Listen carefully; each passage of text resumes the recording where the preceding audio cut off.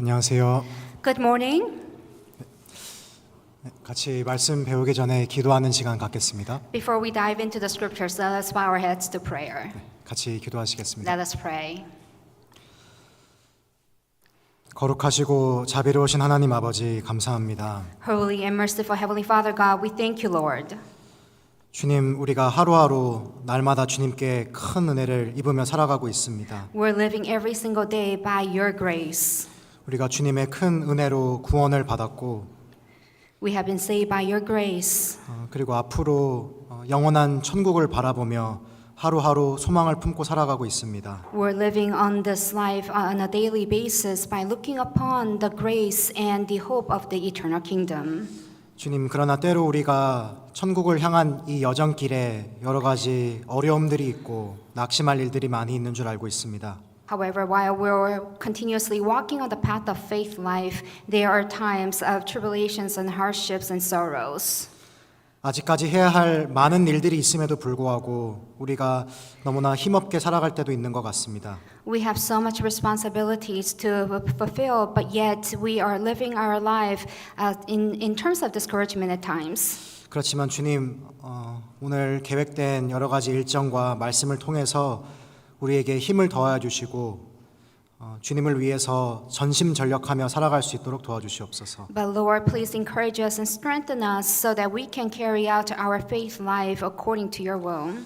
고통 중에 있거나 병 중에 있거나 여러 가지 어려움에 계신 형제 자매님들에게 특별히 말씀을 통해서 위로하여 주시옵소서. At this time, we pray for all the fellow brothers and sisters who are in the midst of tribulations and hardships and sickness. I pray that the scripture this morning comforts them, Lord. 우리가 더욱더 힘을 내어 주님 위에 살아갈 수 있도록 도와주시기를 소망하면서 예수님 이름으로 기도드렸습니다. We hope and pray that you renew us as we live our Christian life, and we pray all this in the name of Jesus Christ. 아멘. Amen. 오늘 본문 말씀인 에스라 8장 말씀을 한번 같이 찾아보겠습니다. The main passage of this morning's sermon is Ezra chapter 8. 에스라 8장 말씀입니다. Ezra chapter 8.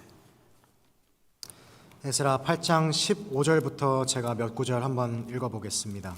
Ezra chapter 8 from verse 15. I will read a couple scriptures for you all. 에스라 8장 15절에 말씀하시기를 Once again, Ezra chapter 8 verse 15, it continues and says, 내가 무리를 아하와로 흐르는 강가에 모으고 거기서 3일 동안 장막에 유하며 백성과 제사장들을 살핀즉 그 중에 레위 자손이 하나도 없는지라. Now I gathered them by the river that flows to Ahiva, and we camped there 3 days. And I looked among the people and the priests, and found none of the sons of Levi there. 그리고 이어서 19절, 20절을 제가 And 읽어보겠습니다. I shall also read for you verses 19 and 20. 하사비아와 무라리 자손 중 여사야와 그 형제와 저의 아들들 20명을 데려오고 또 느디님 사람 곧 다윗과 방백들이 주어 레위 사람에게 수종들게 한 그 느디님 사람 중 220명을 데려왔으니 그 이름이 다 기록되었으니라.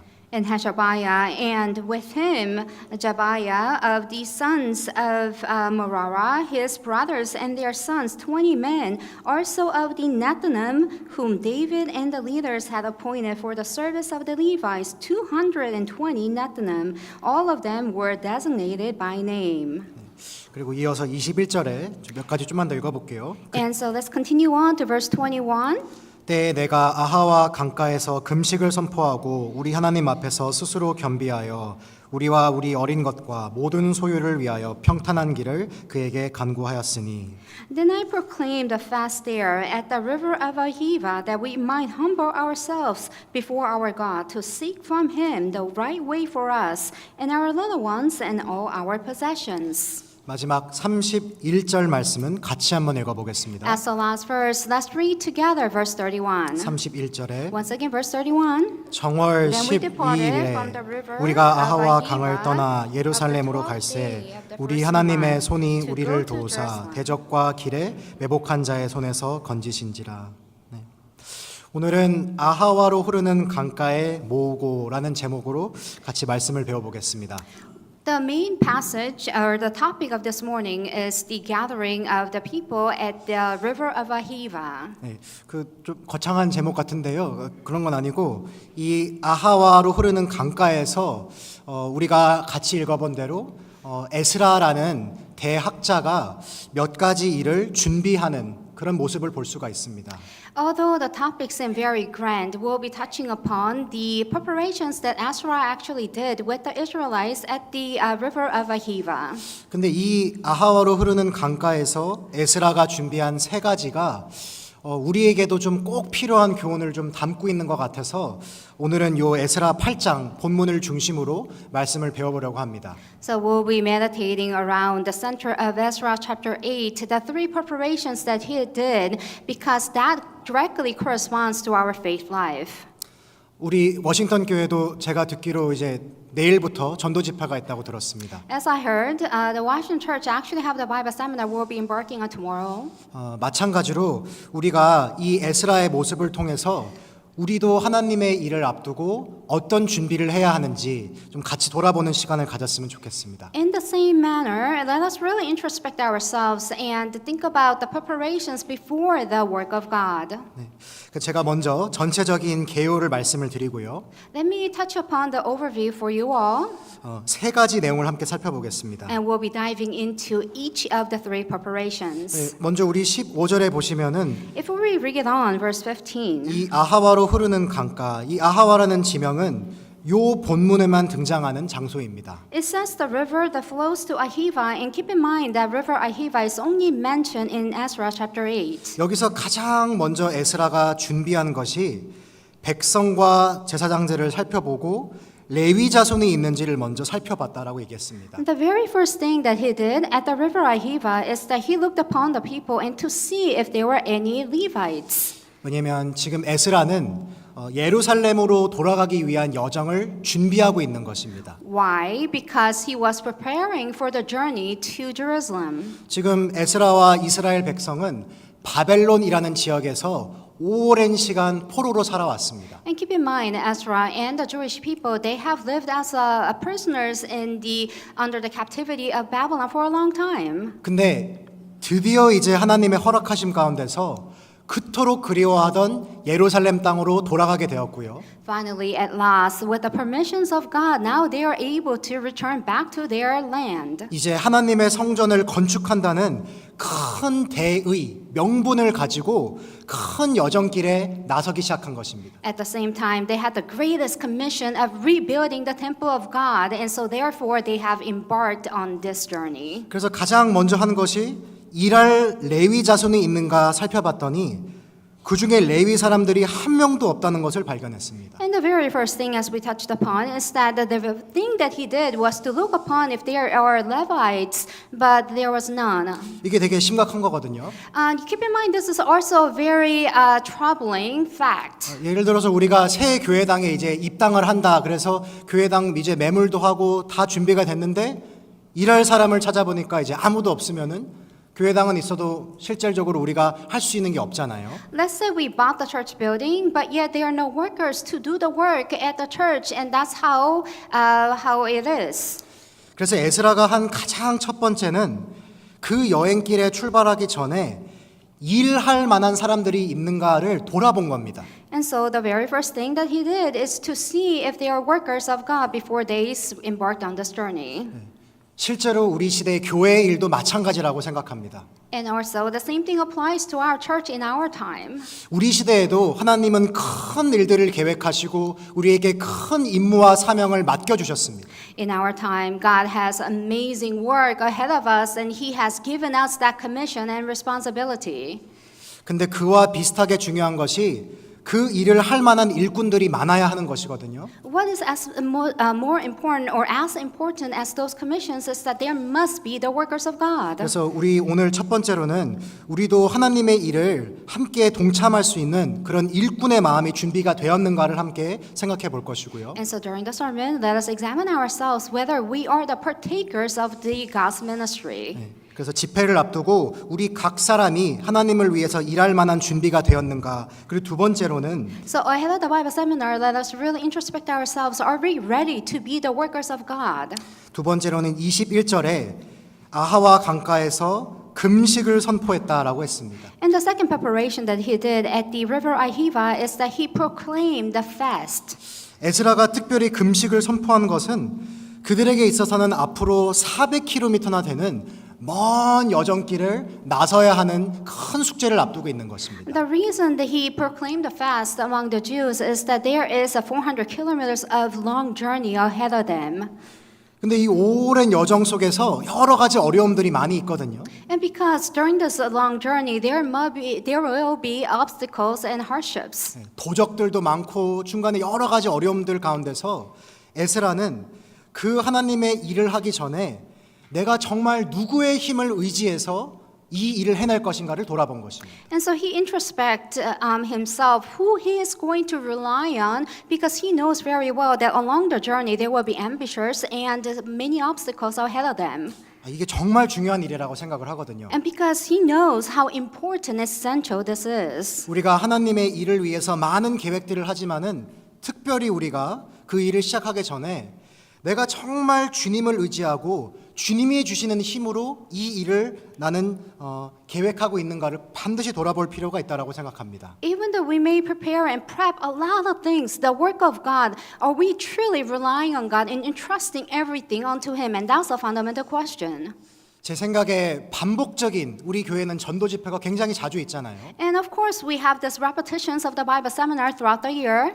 오랜 시간 해왔으면 굉장히 시스템도 체계적으로 잘 갖추어 있을 것이고요. And because we have done this for a long time, we instituted a system underneath. 근데 나도 모르는 사이에 그냥 늘상 있는 교회 행사로서 준비할 수도 있다는 것입니다. But nonetheless, we may just on the surface just prepare for the Bible seminar without thinking twice about it.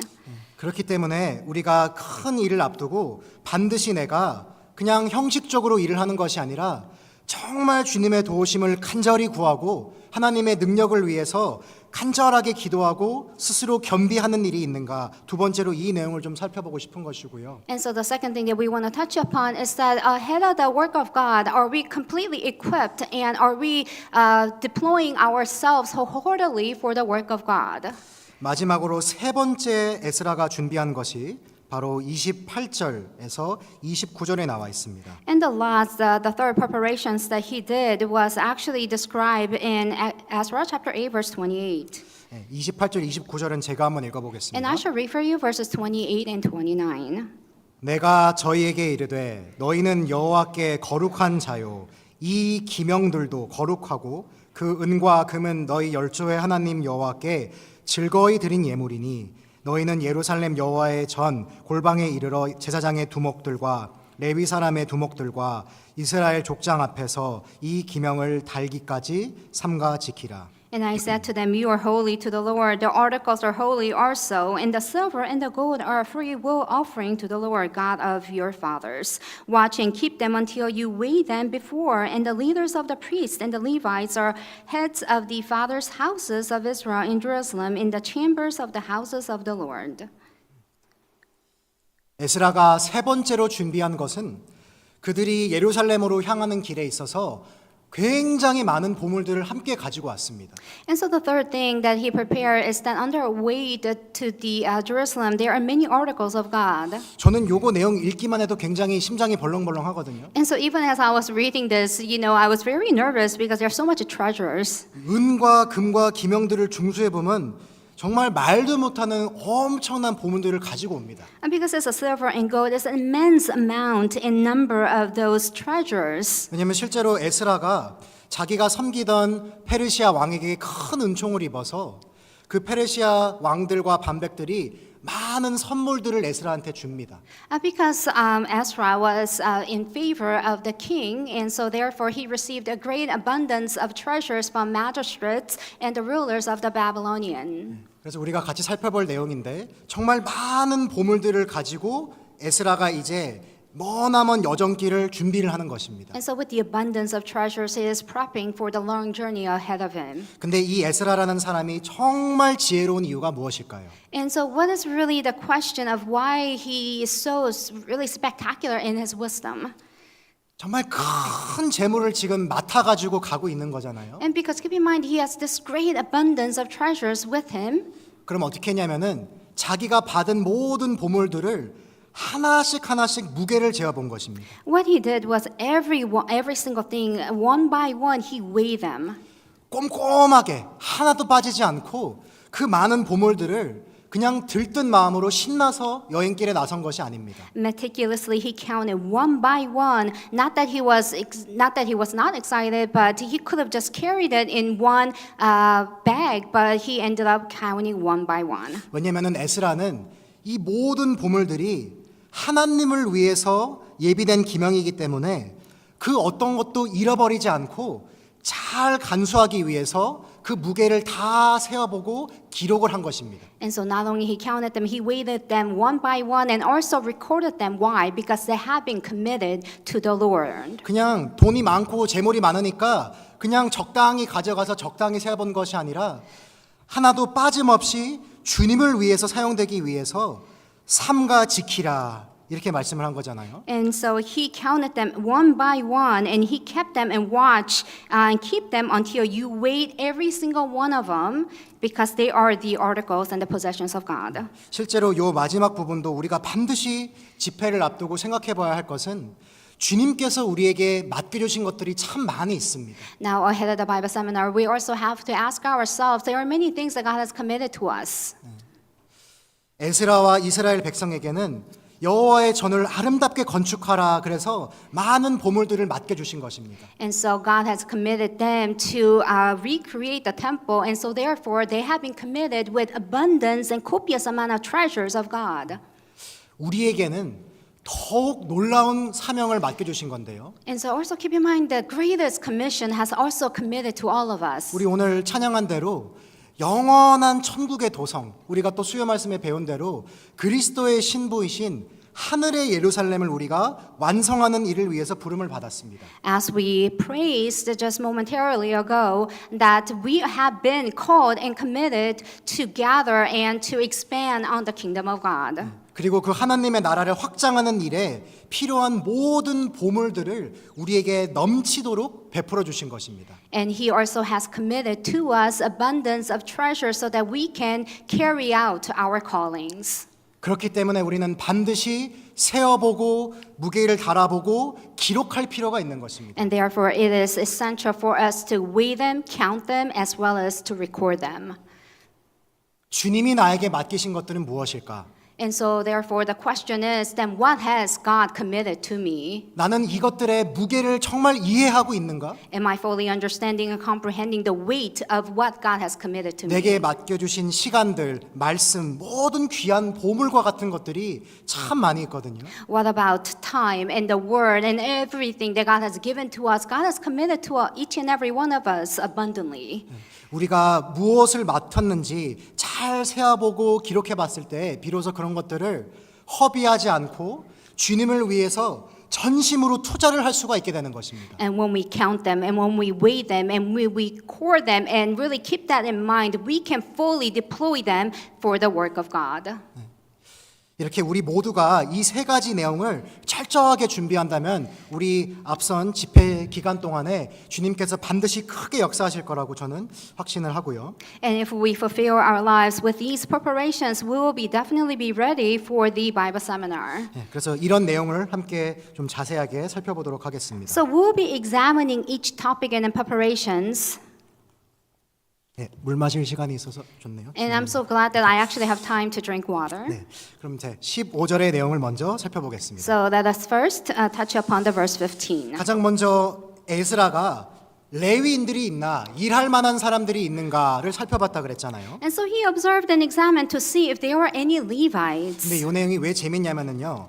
8장 1절에 한번 보겠습니다. And what's so interesting about this is if we look at verse 1 of the same chapter, 네, 8장 1절에 보시면은 에스라가 정말 특출나게 은사가 있던 것 중에 하나가 사람을 잘 모았던 것 같아요. And one of the great gifts that Ezra had, was really calling and gathering the right people into one place. 네, 리더십이 굉장히 출중했던 사람이거든요. In other words, he had the phenomenal leadership in place. 1절에 보시면 뭐냐면은 에스라가 올라올 때 여러 사람들을 함께 데리고 옵니다. And so verse 1, it says, when he is embarking on this journey, he actually calls upon the heads of their fathers' houses.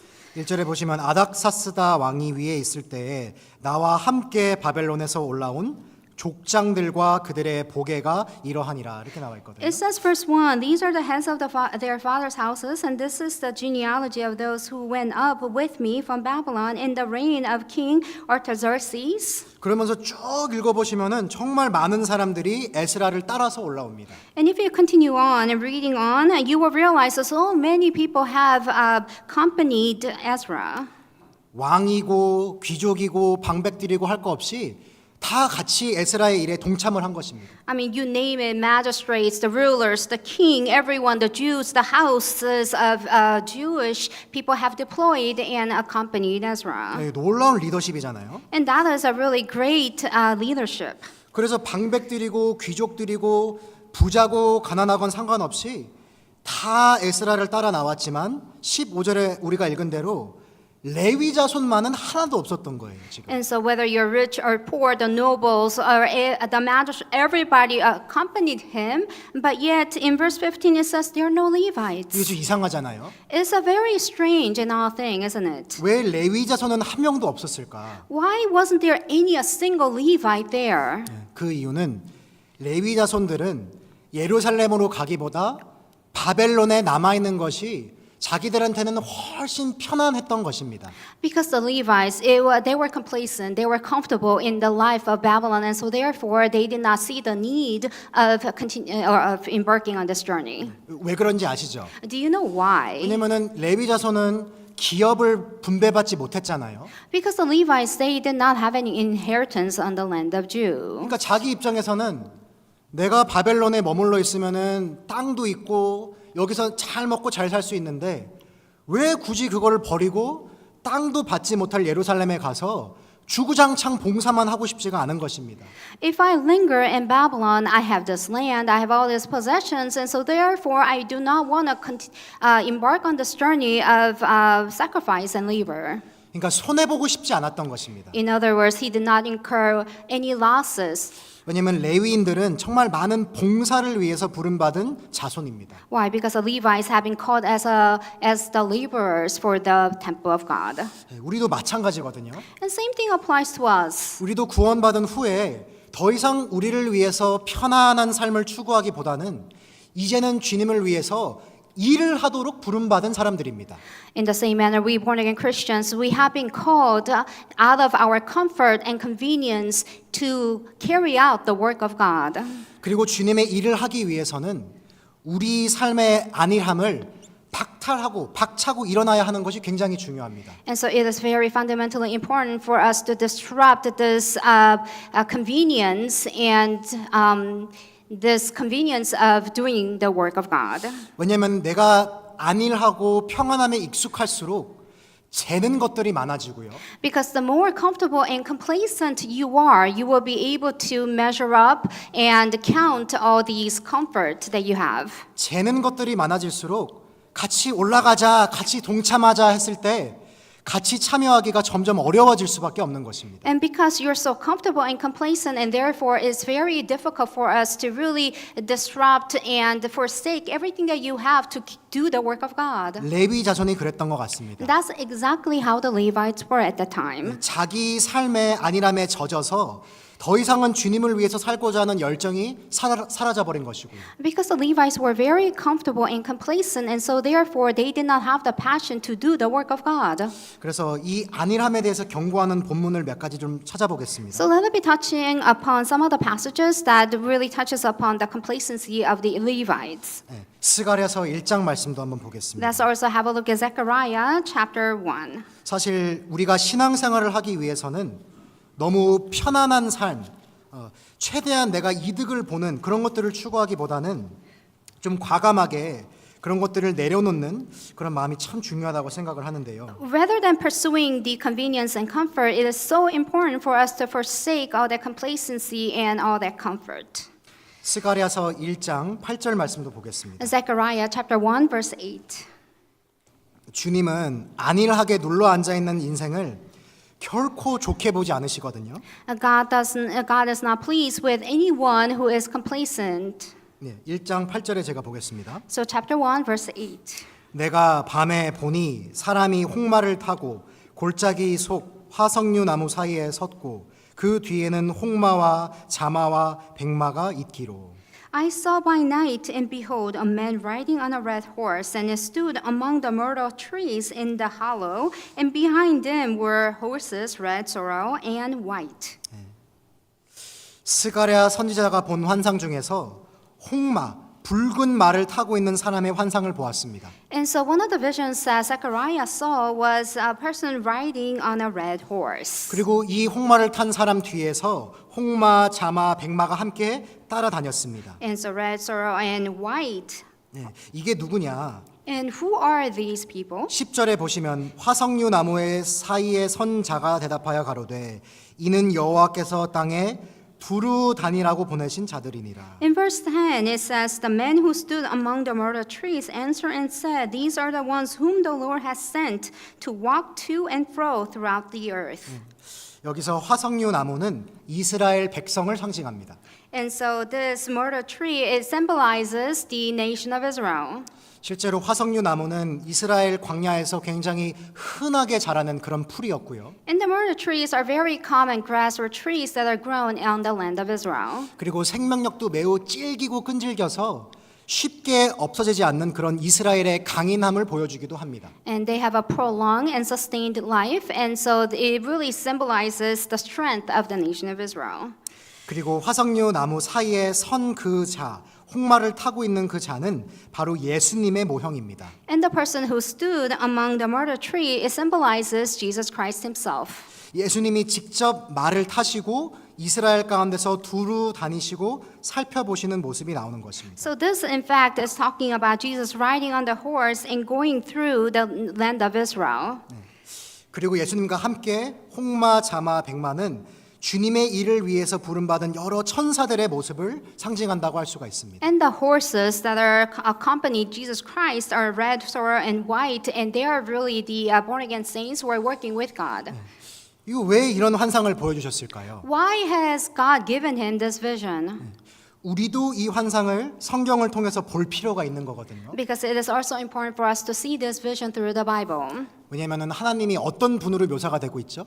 Why? Because how is God being portrayed here? 두루 다니시고 일하시는 모습이 나오는 겁니다. It says walk to and fro throughout the earth, meaning he is working. 말을 타시는 것은요. 빨리빨리 다니는 그런 모습을 보여줍니다. Riding on a horse means that he moves very rapidly. 우리가 반드시 알 것은 하나님은 그냥 소파 같은 데 앉아서 편안하게 다스리시는 분이 아니십니다. One thing that we ought to know is that he is not governing over this universe, just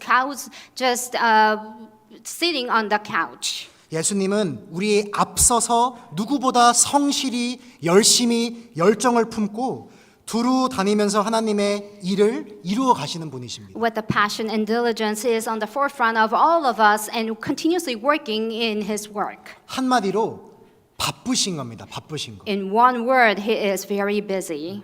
한 영혼 한 영혼을 세심하게 돌아보시는 일에 바쁘신 것이고요. He is very busy looking at meticulously one soul to another soul. 아직 주님께서 완성할 일들이 많이 남아 있는 것입니다. And because there are so many work of perfections that he has to carry on and continue on. 근데 여기 재밌는 게 나오거든요. And so what's so interesting is also described here. 주님이 천사들에게 너 한번 땅에 두루 다녀가지고 상태를 좀 보고 와라 이렇게 부탁을 했습니다. And the Lord also sent the angels and go to the earth and see what's happening in the earth. 근데 천사들의 보고 내용을 한번 같이 11절에 보겠습니다. And so let's also look upon what they have observed throughout the earth in verse 11. 주님이 부지런히 다녀서 천사들을 시켜서 메시지를 딱 받았는데 11절에 보시면 And so God, Jesus, was very diligent and sent the angels and received those messages. And so verse 11, 제가 읽어보겠습니다. I shall read for you. 그들이 화석류 나무 사이에 선 여호와의 사자 예수님입니다. 이게 떨기나무에서도 나왔던 건데 고야되 우리가 땅에 두루 다녀 보니 온 땅이 평온하여 정온하더이다. It says, So they answered the angel of the Lord who stood among the myrtle trees and said, We have walked to and fro throughout the earth, and behold, all the earth is resting quietly. 주님이 부지런히 다녔더니 천사들이 보기에는 온 세상 사람들이 평안하여 정온한 모습이 있었습니다. And so Jesus was very diligent, and the angels saw how quiet the earth is. 우리 얼핏 보면은 참 문제없이 참 좋은 거라고 생각할 수가 있잖아요. And just on the surface, we can somewhat ascertain, thinking that, oh, it's peaceful, and so therefore there's no issue. 아, 참 편안하게 잘 살고 있구나. 참 정온하구나. 참 세상이 살기 좋은 곳이구나. 이렇게 생각할 수가 있는 것입니다. And so people think, oh, it's very calm, very quiet, very silent, peaceful, and so therefore maybe it's a good thing. 우리도 어떤 누구 가정에 신방했을 때 겉보기에는 평온하고 정온하다. 그러면은 뭐 문제 없이 잘 살고 있다. 이렇게 생각하잖아요. Sometimes we visit our brothers and sisters' homes and we see on the surface, oh, it seems very peaceful, and so we think, oh, they're living very well. 아, 근데 제가 이 성경을 처음 읽고 나서 굉장히 큰 깨달음을 얻었던 것이 이게 좋은 의미가 아니더라고요. And so as I continue to read and meditate on this verse, I realized that this is not a good thing. 12절에 한번 같이 보겠습니다. Let's read verse 12 together. 여호와의 사자가 응하여 가로되 만군의 여호와여 여호와께서 언제까지 예루살렘과 유다 성읍들을 긍휼히 여기지 아니하시려나이까 이를 노하신 지 70년이 되었나이다 하매. 그러니까 지금 오랫동안 하나님이 이스라엘에 대해서는 노하셨습니다. For a long time, Jesus and God, they were livid with the nation of Israel. 이게 왜 이런 말씀을 이어서 하셨냐면은 온 세상은 너무 편안하게 잘 살고 있는 거예요. Why? Because this verse 12 is continuing on from verse 11. And so verse 11, the earth is very quiet, 근데 이스라엘은 평안이 없어요. but there is no peace on the land of Israel. 이스라엘은 여전히 하나님의 진노하심 아래 있고요. 여전히 평화가 이루어지지 않았단 말이에요. On the land of Israel, they are still under the wrath of God, and their peace is completely disrupted and gone. 근데 다른 나라들은 이스라엘이 심판을 받던 징계를 받던 왜 징계를 받는지 전혀 관심이 없고요. But other neighboring nations, they are peaceful and they have no recollections or they don't mind whether the nation of Israel is not peaceful at all. 근데 자기들은 편안하게 사는 건데 13, 14절에도 보겠습니다. And so they are very complacent and comfortable. And so let's read verses 13 and 14 together. 여호와께서 내게 말하는 천사에게 선한 말씀, 위로하는 말씀으로 대답하시더라. 내게 말하는 천사가 내게 이르되 너는 외쳐 이르기를 만군의 여호와의 말씀에 내가 예루살렘을 위하여 시온을 위하여 크게 질투하며.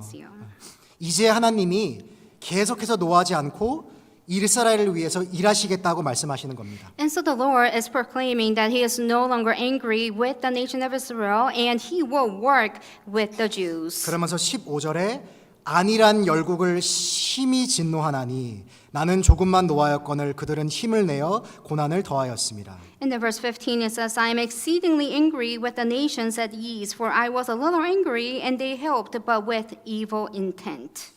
여기서 안일한 열국이 누군지 이제 좀 아시겠죠? And so you understand who are the nations at ease. 이 안일한 열국은 천사들이 살펴보니까 평온하고 정온했던 그 열방의 모습을 말하는 것입니다. And so these nations at ease are the nations that the angel spoke of, very quiet and peaceful. 근데 그 안일하게 평온하고 정온하게 있는 사람들을 심히 진노했다고 하셨습니다. And so here it says that God is very angry with these nations at ease and quiet. 왜 그랬냐면은 이 열국들은 이스라엘이 심판을 받을 때에 그들을 적당히 심판한 게 아니라 계속해서 괴롭힌 겁니다. Why they are at ease and why God is angry is that these nations, they did not just torture the nation of Israel to a certain degree, but they tormented them to a very severe degree. 하나님은 조금만 노해서 이스라엘을 징계하고 그만두려고 했는데 그들은 힘을 더 내어서 이스라엘을 계속해서 더 괴롭힌 겁니다.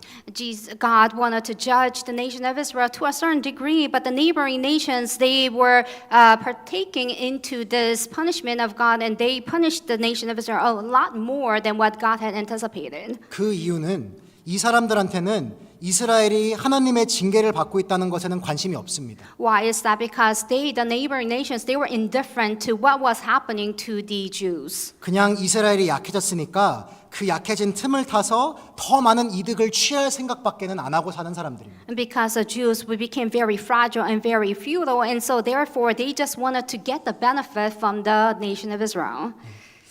이게 도대체 우리에게 무슨 교훈이 있는 걸까요? Now, what kind of spiritual teachings that God wants to bestow upon us? 하나님의 일에는 전혀 무관심한 열국의 모습을 보여주는 것입니다. And there are people, the nations, who are very apathetic and indifferent to the work of God 지금 세상이 하나님의 심판 아래 있든지 말든지 전혀 관심 없고요. because they are completely indifferent to whether this nation, this earth is under the punishment of God or not. 그 하나님의 진노하심을 돌이켜서 복음을 통해서 화평을 이루어야 한다는 그 일에는 전혀 관심이 없고요. They're completely disinterested in whether this earth is under the judgment, and so therefore they have to repent and be restored, but they are completely disinterested.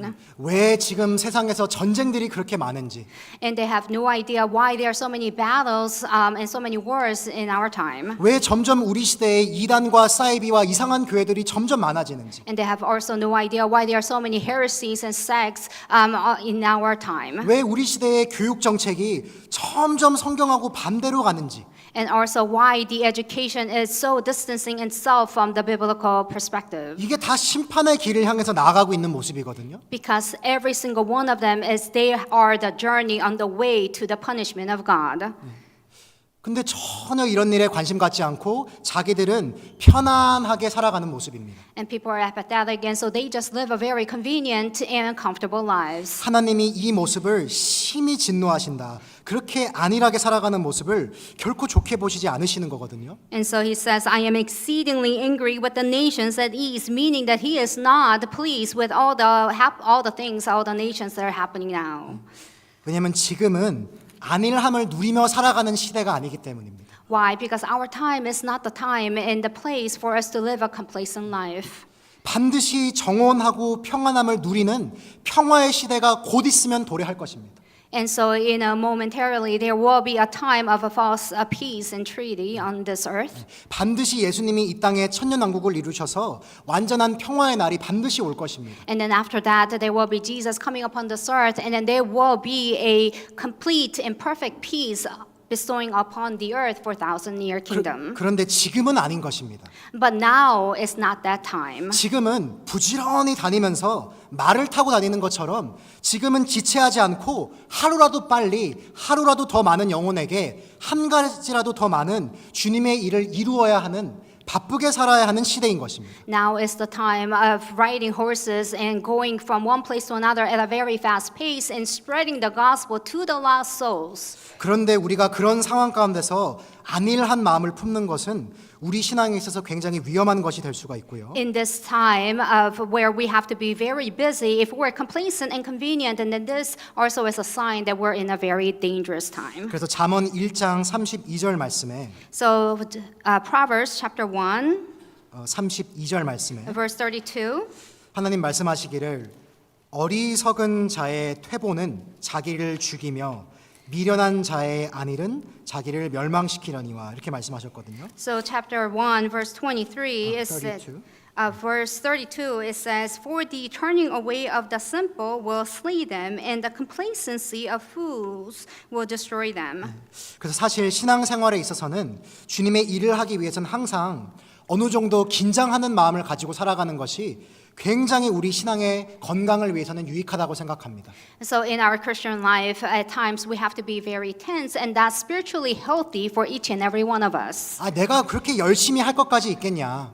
And you think to yourself, oh, do I have to be that diligent and 아, assiduous? 이미 교회 시스템 잘 갖춰져 있고 그냥 나는 가서 말씀만 잘 들으면 되지 하는 그 안일한 마음보다는 나 스스로가 굉장히 허리를 동여매고 주님을 위해서 항상 일할 준비가 되어 있는 것이 굉장히 신앙에 있어서는 도움이 많이 되는 것이고요. Instead of thinking that this church system is instituted, everything is set up, and thinking that you do not really need to have to deploy yourself, that is not the right set of mind. 우리 미련한 사람의 안일, 지금은 평안에 있을 때가 아님에도 불구하고 너무 풀어져서 살아가는 모습인 것입니다. And so the complacency of fools, meaning that we are way too loose and comfortable with our lives. 집회가 있으면은 나의 삶도 좀 거룩하게 사는지 좀 돌아볼 필요가 있는 것이고요. If we are ahead of the Bible seminar, we have to introspect ourselves and thinking, are we living a holy and sanctified life? 내가 기도하고 말씀 읽는 일에 조금 느슨해졌다면은 마음의 허리를 동여매고 항상 마음을 준비하며 깨어 있는 채로 살아가는 것이 우리를 죽이지 않고 멸망에서 벗어나는 길이 되는 것입니다. If we have become indolent in reading the Bible and praying, then we have to really tie our cord and be really put our act together and be more deployed for the work of God. 사실 마음이 풀어지고 느슨해질 때 영적인 죽음이 찾아오게 됩니다. Because when we become complacent and very loose in our life, when we let our guards down, that's when we can live a very dangerous faith life. 그리고 반대로 33절은 다른 종류의 편안함을 우리에겐 대신 허락하십니다. And then in verse 33, God also allows another level of comfort to each and every one of us. 33절에 오직 나를 듣는 자는 안연히 살며 재앙의 두려움 없이 평안하리라. But whoever listens to me will dwell safely and will be secure without fear of evil. 우리는 주님의 말씀을 듣는 가운데서 평안함을 누리며 살아가야 하는 것입니다. And so we have to live in the midst of peace while listening and studying the Word of God. 이 사실 안일함이라는 것이 굉장히 습관화가 될 수도 있는데요. And because this topic of complacency, this state of complacency, you can actually become your habit. 대표적으로 사사기 5장에 루벤 족속의 모습을 한번 같이 보겠습니다. And so representatively, let's look at Judges chapter 5. 네, 사사기 5장에도 한번 보시면은 So Judges chapter 5, 루벤 족속의 모습이 나오거든요. and they are the tribe of Reubenites. 15절 말씀입니다. Verse 15. 사사기 5장도 하나님의 전쟁을 배경으로 하는 본문입니다. And so the Judges chapter 5 is also the backdrop of this chapter is really the battlefield. 그래서 여러 족속들이 함께 전쟁에 참여해야 되는데 전쟁에 참여한 사람이 있지만은 루벤 지파 같은 사람도 있는 것입니다. At the battlefield, all the tribes must be deployed and participate into this battle, but yet there is a tribe of Reuben. 15절은 한번 제가 보겠습니다. And so let's read verse 15. 이사갈의 반백들이 드보라와 함께하니 이사갈의 심사를 바락도 가졌도다. 그 발을 쫓아 골짜기로 달려 내려가니 루벤 시냇가에 큰 결심이 있었도다. And the princes of Issachar were with Deborah, as Issachar was with Barak, sent into the valley under his command. Among the divisions of Reuben, they were great resolves of heart. 여기 보시면은 지금 이제 전쟁이 나가지고요. 루벤이 장자 집안이었잖아요. 장자. And so there is the place of the battlefield at this point in time. And keep in mind, the tribe of Reuben, they are the very first son. 그래서 이제 전쟁 났다고 하니까 아 이제 동생들 도와주러 가야지 하면서 마음에 큰 결심을 했던 것 같습니다. And so the division of Reuben, the Reuben actually saw there's a battlefield, and he wanted to help out his younger siblings. 이게 뭐냐면은 주님을 위해 살고자 하는 갈망을 가진 거예요. And so this great resolves of heart, he had this determination and wanting to live for the Lord. 근데 저는 성경이 참 재밌는 게 이 16절을 보시면은 15절까지만 딱 보면 루벤 참 멋있거든요. And so what's so interesting about this is if you just finish at the verse of 15, you think that Reuben is so great. 근데 16절에 보시면 그럼에도 불구하고 네가 양 우리 가운데 앉아서 목자의 저 부는 소리를 들으면 어찌미뇨 루벤 시냇가에서 마음에 크게 살핌이 있도다. But in verse 16 it says, "Why did you sit among the sheepfolds to hear the pipings for the flock? The divisions of Reuben have great searchings of heart." 이게 뭐냐면은 마음에는 큰 결심이 있습니다. And what that means is that he had this resolute determination, resolves of heart, 나 정말 주님 위해서 올해 한바탕 한번 해보겠다. that he was so commissioned to do something for the work of God. 내가 올해는 진짜 한번 신앙생활 멋지게 한번 해보겠다.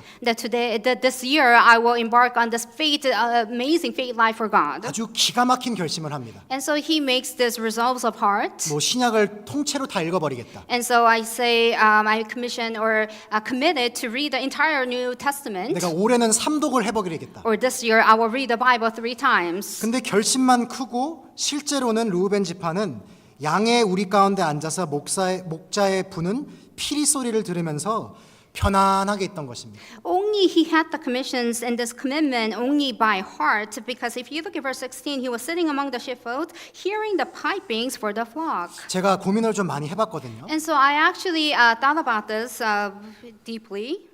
어쩌다 이 꼴이 됐을까? And so I'm over and thinking, why did he become this state?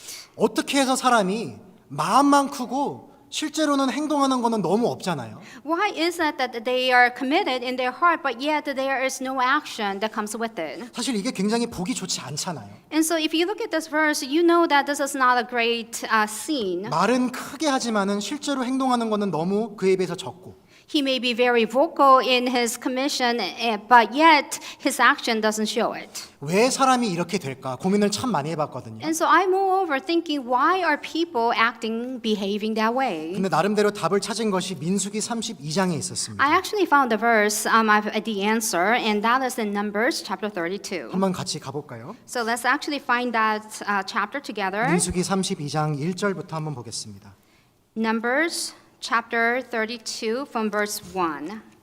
안일함에 젖어서 마음은 있지만 하나님의 일은 못하는 거예요, 실제로. So he is completely soaked into the complacency, and so therefore, even though he had this aspiration, he did not deploy his actions. 일할 만한 사람이 없는 건데 1절에 보시면은 And so there is no people who are doing the work of God. And so if we look at verse 1, 1절에 보시면 르우벤 자손과 갓 자손은 심이 많은 가축대가 있었더라.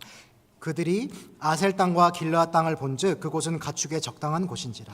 now the children of Reuben and the children of Gad have a great multitude of livestock, and when they saw the land of Jazer, the land of Gilead, that indeed the region was a place for livestock. 제가 보니까 르우벤 지파의 문제가 여기서부터 시작됐더라고요. So I perceive that this is really the fundamental problem of Reuben that stemmed from. 이거 보면은 그때 그 아브라함의 떠난 그 롯도 그랬잖아요. 자기 소유가 많아지니까 문제가 생기거든요. Even at the time of Abraham, Lot was the same way. He had great possessions of livestock. 그러니까 자기가 손에 움켜쥐고 있는 것, 자기가 아끼는 것들이 점점 많아졌던 것 같아요. 르우벤 자손은. And so the Reubenites, they ended up having so much great possessions that they cherish and value. 그러니까 나중에 어떤 선택을 하냐면요. 5절에 보시면은 또 가로되 우리가 만일 당신에게 은혜를 입었으면 이 땅을 당신의 종들에게 산업으로 주소서.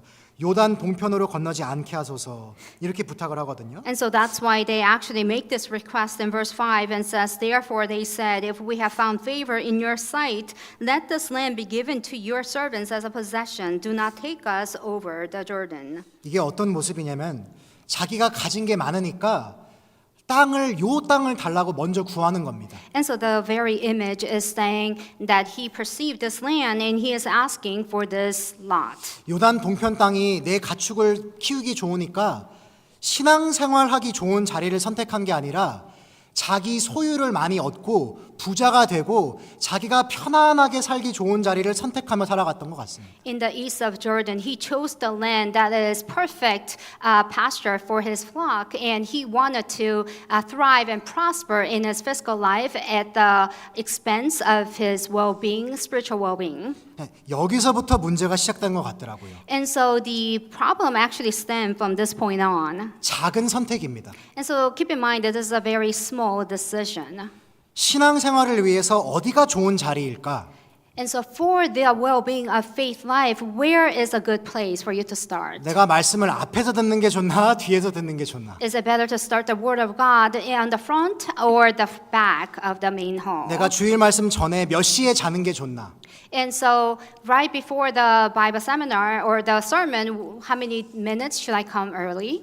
그리고 일은 몇 시간, 얼만큼 일을 하는 것이 적당할까? And how many hours can I work during that week? 나를 위해서 재산은 어느 정도로 모아두는 게 안전하고 지혜로운 것일까? And what is wise and secure, or what is wise for me to have certain level of possessions? 참 여러 가지 선택들이 있잖아요. Now there are many decisions that we make throughout our lives. 근데 그 선택들이 마음 중심에 어떻게 하면 신앙생활을 조금 더 내가 잘해볼 수 있을까? And so those decisions you have to really think about how can I live a better Christian life? 어떻게 해야 내가 올해 작년보다 신앙이 성장하는 쪽으로 갈까? And so those decisions should be based on how can I live a better advanced Christian life? 이거를 많이 고민하기보다 어떻게 해야 올해 조금 덜 피곤할까? But rather than mulling over that, you are thinking about how convenient and less tiresome life you can live. 내가 어떻게 해야지 내년에 돈 걱정 좀 덜 하고 살 수 있을까? And how can I worry less about money in the coming year? 이게 루벤 마음이랑 똑 닮은 것 같더라고요. And that is the same mindset of Reuben. 그런 마음이 커지니까 요단 동편 땅을 선택을 했고요. And that's why, for that reason, they chose the land that is the east of Jordan. 그러니까 모세 시대 때부터 이런 안일함이 굉장히 습관화가 된 것 같습니다. And so this, from the time of Moses, this life of complacency, it has been so ingrained into them. 자기를 위해 하는 선택들이 많아지니까 결정적일 때 주님을 위해서 선택을 못 하게 되는 것 같더라고요. They make many decisions for themselves, and so therefore, when it's a time for them to make the decision for the work of God, they could not.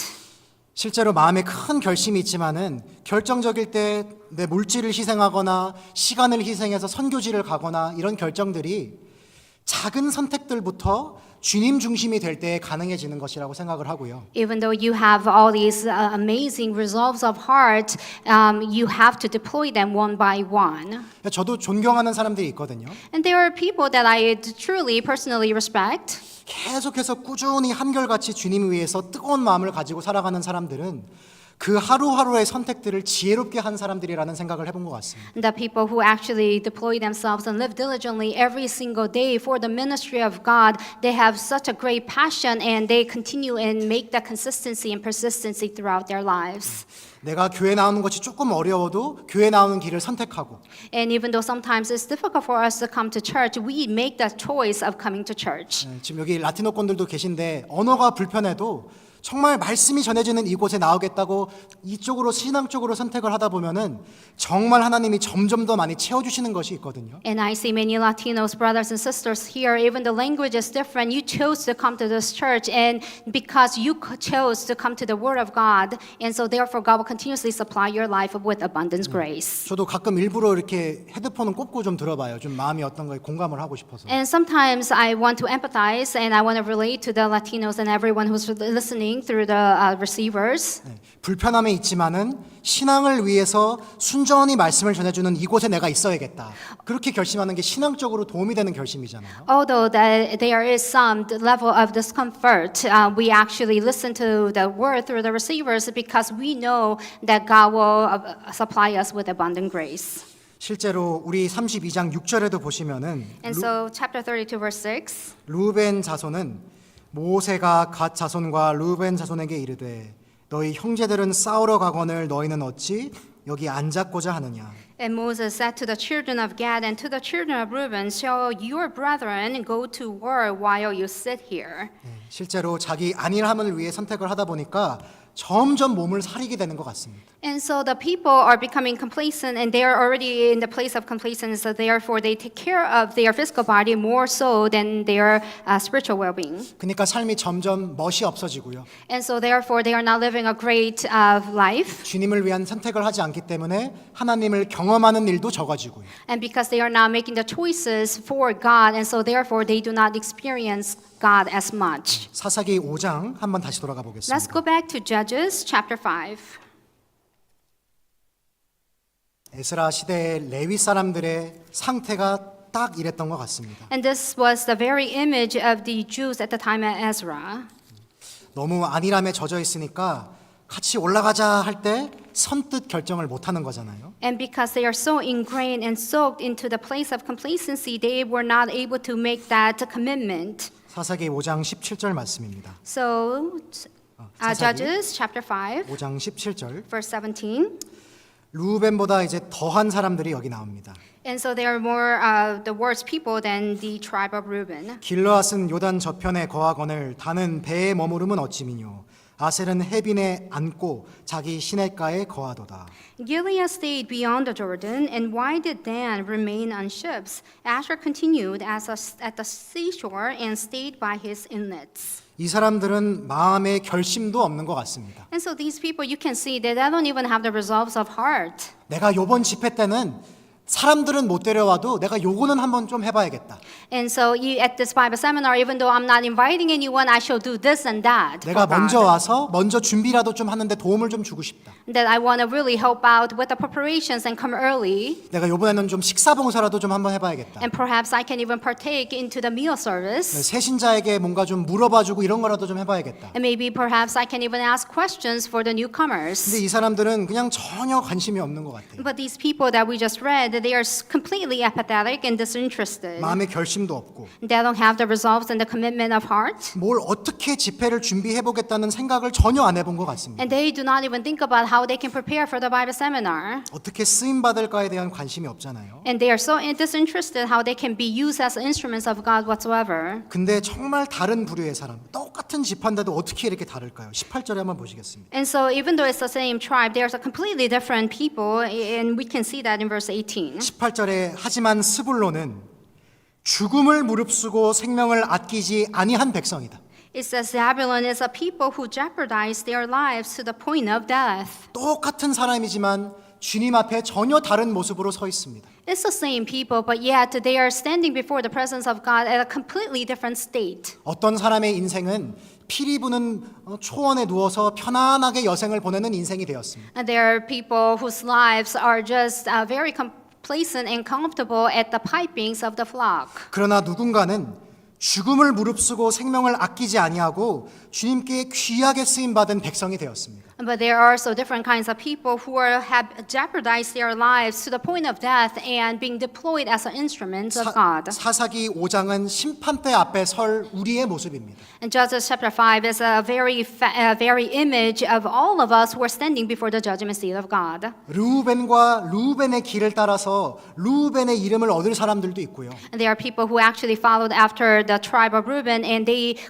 received the name and the reputation of Reubenites. 우리 시대의 스불론 같은 지파가 돼서 천국에서 영원히 기록이 되는 것입니다. And there are also people like the people of Zabulon who have been recorded in the heavenly kingdom in our time. 제가 왜 스불론의 죽음을 무릅쓰고 생명을 아끼지 아니한 그 백성이라는 칭호가 왜 귀한 칭호라고 생각을 했을까요? And why did I think that Zabulon is a people who jeopardize their lives to the point of death is so important and precious? 바로 5장 후반절에 보시면은 큰 승리를 이스라엘이 거두게 됩니다. Because toward the end of chapter 5, the nation of Israel received a great conquer and great victory. 그리고 이스라엘이 큰 승리를 이루게 된 배경에는 스불론 같은 사람들이 있었던 것입니다. And then the backdrop of their victory is because there is an existence of the people like Zabulon. 그래서 큰 승리의 날에 스불론이 영광을 받은 것입니다. And so therefore Zabulon, they received abundance of glory and honor from God. 반드시 주님이 두 번째 오실 때는 백마를 타고 오신다 그랬잖아요. Because also keep in mind in the book of Revelation, Jesus will come upon this earth of riding a white horse. 백마는 승리의 평화의 모습을 상징합니다. When he comes here for the second time, he will be riding on the horse of white, which symbolizes the victory. 세상이 패배하고 주님을 위해 살아가고 주님의 무리와 함께했던 사람이 드디어 이기고 왕노릇하게 될 시대가 좀 있다가 펼쳐질 것입니다. The people who have deployed themselves for the ministry of God, in a little while, we will receive that honor and glory. 지금은 성도들이 쭈그려 있는 시대잖아요. Right now, in our time, you see all the born-again Christians, they seem as though they are cringing. 장차 주님을 위해 살아간 그 사람들이 가장 영광스럽게 빛나게 될 시대가 올 것입니다. But there will come a time where the born-again Christians will shine all those people who have deployed themselves for the ministry of God. 그때 어깨 쫙 펴고 행복하게 평안하게 살아가는 사람들은 이 세상에서 죽음을 무릅쓰고 주님을 위해 생명을 아끼지 아니한 스불론 같은 백성인 것입니다. The people who will expand their shoulders and stand in the presence of God with confidence are the people who have deployed themselves and sacrificed themselves like the people of Zabulon. 왜 스불론은 달랐을까요? Why was Zabulon different? 왜 이 형제는 다를까요? Why is this brother Zabulon different from other 왜 brothers? 이 자매는 주님을 위해서 마음 쓰는 게 다를까요? Why is this sister, their heart of deploying themselves for God is completely different? 왜 누구는 더 많이 수고하고 더 많이 헌신할까요? Why are certain people deploying and sacrificing themselves more in greater level than other people? 31절에 답이 나와 있습니다. Let's read verse 31 and the answer can be found there. 사사기 5장 31절은 같이 한번 읽어보겠습니다. 5, chapter 31, let's read the verse together.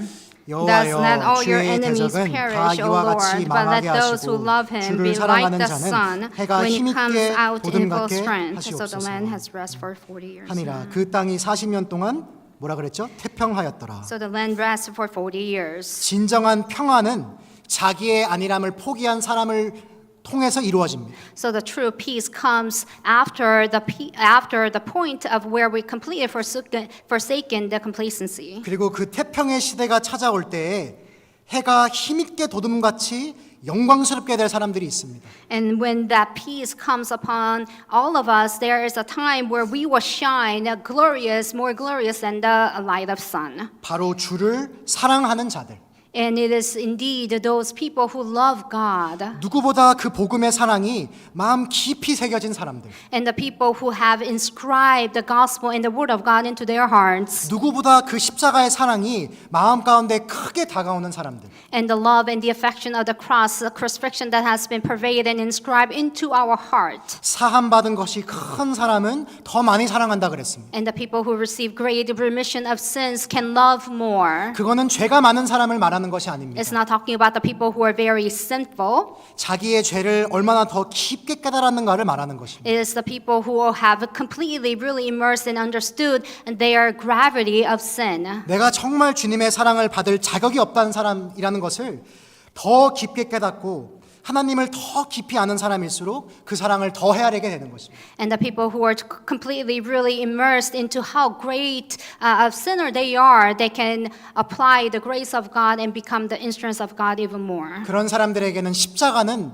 나를 움직이기에 충분한 것입니다. And to those people, the cross is enough for the cross to move our lives. 내 생명이 아깝게 느껴지지 않는 것입니다. And it is enough for us to think about and not withstand our life or not to 아끼지 않는 to not forsake our life. 그 스불론이 그런 지파였잖아요. And that was indeed the tribe of Zabulon. 주님을 사랑했기 때문에 그럴 수가 있었던 것이고요. And because they had the love and the affection toward God, they were able to live such a life. 그래서 에스라 다시 8장에 돌아가 보시면은 So let's go back to our main passage, Ezra chapter 8. 실제로 많은 레위 사람들이 안일하게 있었지만 그래서 아무도 같이 올라오고 싶었지 않았던 것 같습니다. And because the Levites, they were so comfortable and complacent that they did not want to come up or go to Jerusalem. 그래서 에스라가 작전을 세웁니다. And that's why Ezra made the preparations. 8장 16절 말씀입니다. Let's read Ezra chapter 8, verse 16. 이에 모든 족장 곧 엘리에셀과 아리엘과 스마야와 엘라단과 야립과 엘라단과 나단과 스가랴와 무술람을 부르고 Then I sent for Eleazar, Ariah, Shemaiah, the Elnathan, Jerub, Elnathan, Nathan, Zechariah, and Meshullam, leaders also for Joriarib and Elnathan, men of understanding. 여기 보면 명철한 사람을 불렀다 그랬잖아요. It says toward the end of verse 16, it says man of understanding. 에스라는 참 지혜로운 사람 같아요. And so you can see and decipher and know that Ezra is truly a wise person. 왜냐하면 아무도 레위 사람이 올라오고 싶지 않고 안일하게 있으니까 그 사람들의 마음을 돌이키기 위해서 명철한 사람들을 불렀어요. And because none of the Levites wanted to come up, and that's why he chose the man of understanding. 이 명철한 사람은 뭐냐면은 나중에 느헤미야 8장을 보셔도 성경 말씀에 해박한 사람들을 말합니다. And so the man of understanding, you read on from Ezra chapter 8 and talks about the people of the knowledge and who are completely well grounded in the word of God. 아무도 올라고 안 하니까 백성 무리 중에서 성경을 잘 아는 사람 몇 사람 골라가지고 설득하게 한 겁니다. Because the Levites were not willing to come up, and that's why Ezra chose a man of understanding who are well grounded in the law of God to go to them. 왜냐하면 안일한 마음을 일으키고 격동시키는 것에는 말씀밖에 없기 때문입니다. Because there's no greater thing than the word of God that can really incite their complacency. 마음이 차가워질 때에 말씀을 풀어서 설명하고 말씀을 통해서 내 마음이 다시 뜨거워지는 것입니다. Because when your heart is lukewarm, when the scripture is expounded on you, then that's when you can have this incitement for the Lord. 그래서 실제로 에스라는 말씀에 익숙한 사람들을 파견해서 말씀으로 그들의 마음을 흔들어 깨운 것입니다. And that's why Ezra sent these men of understanding to incite their hearts. 그래서 실제로 18절에 보시면 우리가 하나님의 선한 손에 도우심을 입고 저희가 이스라엘 손자 레위의 아들 말리의 자손 중에서 사람들을 데리고 오게 됩니다. And so they, by the good hand of our God upon us, they brought us a man of understanding of the sons of Malai, the sons of Levi, the son of Israel, namely Sherebiah. 우리도 안일함에서 박차고 일어나서 준비된 레위 사람이 되어야 하고요. In order for us to forsake the complacency, we also have to be like the person of Levi. Levites were prepared. Yeah, the Levites were prepared for the journey. 네, 그리고 제가 땀이 조금씩 나기 시작했죠. And so I started sweating, as you can see. 자, 다음 두 번째로 넘어가겠습니다. 21절. Verse 21. 네. 때 괜찮아요. 장난으로 21절에 보시면 이제 두 번째 준비한 것이 Verse 있습니다. 21. 때 아하와 강가에서 금식을 선포했다 그랬습니다. Then I proclaimed the fast there at the river of Ahiva. 이게 되게 중요한 것인데요. And so this is a very important. 왜냐하면 에스라는 자신이 하나님을 의지해서 이 일을 할 것을 철저하게 생각했던 것 같습니다. And so Ezra thought about how much he's going to rely on God before embarking on this journey. 우리가 이제 일할 준비가 되었다면은 두 번째로 생각할 것은 우리가 집회를 앞두고 반드시 하나님의 도움을 구하지 않고서는 안 되는 것입니다. And so when we are fully prepared for the work of God, unless we rely on God, we cannot continue this successfully. 절대로 우리 집회 시스템에 의존해서는 안 된다고 생각합니다. And so I completely think that we should not rely on the system of the church. 집회가 아무리 시스템이 잘 갖추고 내용의 구성이 아무리 좋더라도 하나님이 개입하지 않으면은 아무 일도 일어나지 않는 것입니다. If everything is set up completely, and even though we prepare so well, if we do not deploy ourselves to the Lord, without the God's intervention, this will be a failure. 그리고 하나님의 일은 하나님의 도우심을 간절히 구하는 사람을 통해서만 나타나도록 되어 있습니다. And the work of God can only pervade through the people who earnestly, wholeheartedly rely on God. 마태복음 17장 말씀을 같이 보겠습니다. Let's have a look at Matthew chapter 17. 금식을 선포했다 그랬잖아요. And so Matthew chapter 17, the earlier verse that we just read, it says, He proclaimed the fast. 에스라가 성전을 건축하는 일을 위해서 간절하게 금식했다면은 우리는 얼마나 더 간절하게 기도를 해야 할지를 제가 말씀을 드려보겠습니다. If Ezra fasted for the creation, the rebuilding of the temple, you will have to really decipher and understand how much more earnest prayers we have to deploy for the gospel. 14절부터 제가 한번 읽어보겠습니다. Now let's have a look at verse 14. 마태복음 17장 14절에 보시면 Chapter 17, verse 14. 저희가 무리에게 이름에 한 사람이 예수께 와서 꿇어 엎드려 가로되 주여 15절에 내 아들을 불쌍히 여기소서 저가 간질로 심히 고생하여 자주 불에도 넘어지며 물에도 넘어지는지라. And when they had come to the multitude, a man came to him, kneeling down to him and saying, Lord, have mercy on my son, for he is an epileptic, that suffers severely, for he often falls into the fire and often into the water. 간질병 환자가 나옵니다. And so here it says the disease of epileptic. 이 간질이라는 병은 자기 스스로를 통제할 수 없이 몸을 막 움직이는 그런 거잖아요. And this epileptic is the type of disease where he cannot restrain himself and he just moves recklessly everywhere. 그래서 여기 보시면은 불에도 넘어지고 물에도 넘어진다. And so here in this verse it says falls into the fire and often into the water. 자기 자신한테 해로운 줄 알면서도 자꾸 그런 고난을 자처하는 것입니다. Even though it's very harmful for them, they continue to just harm their bodies. 이거를 읽으시면서 여러분들은 어떤 마음이 드십니까? When you read this verse, what do you think of? 참 불쌍하잖아요. And so what a pitiful soul, is it? 자기도 불에 들어가면 아픈 거를 알지만은 통제가 안 되니까 간질 때문에 자꾸 불에 들어갑니다. He knows that it's very painful to go into the fire, but because he cannot control and restrain himself, he continues to go into the fire. 이게 왜 불쌍하죠? Why is it so pitiful here? 그러다 결국 죽는 겁니다. Why? Because ultimately he's going to face death. 계속 자기 삶을 통제하지 못하고 간질로 인해서 끌려다니다가 결국 불쌍하게 죽게 되어 있는 것입니다. And so because you continue to harm yourself and you will be dragged by this disease epileptic and then you will eventually die. 이 간질병을 인해서 심히 고생하는 아들의 모습은 우리 주변에 이뤄진 영혼들의 모습과 꼭 닮아 있는 것입니다. And so this have mercy on my son, for he is suffering from epileptic, and these are all the people who are actually suffering on the way to the hellfire around us. 실제로 이 세상 사람들은 죄의 지배에 꽉 붙잡혀 있어서 자신의 삶을 통제할 수가 없습니다. In fact, all these people that we see around us, they have been so entangled by the sin and by the judgment of God that they cannot control themselves. 자신에게 해로운 줄 알면서도 술을 그렇게 마시고요. They know it's very harmful for them, but because they cannot control themselves, continue to intoxicate themselves with alcohol. 자신한테 해로운 줄 알면서도 그냥 일만 하고 살아가는 사람들도 있습니다. And they know that it's very harmful for them, but yet they continue to work. 소망도 없이 목적도 없이 그렇게 살다 자신의 삶을 통제하지 못하고 죄의 지배 아래 있다가 결국은 영원한 멸망에 들어가는 것입니다. Without the purpose and destination, they continue to harm themselves, and eventually, where do they end up? In hellfire. 이 간질병, 화를 통제하지 못하는 사람도 있잖아요. And so there are people like the epileptic who cannot really restrain their anger. 이게 다 죄 지배 아래 있는 사람들의 모습인 것입니다. These are all the very image of the people who are under the judgment 근데 문제는 16절에 있습니다. or sin. Now, the question or the problem is in verse 16. 우리 주변에 많은 간질로 심히 고생하는 불쌍한 영혼들이 있음에도 16절에 내가 주의 제자들에게 데리고 왔으나 능히 고치지 못하더이다. There are many lost souls who are like the suffering from epileptic, but yet in verse 16 I brought him to your disciples, but they could not cure him.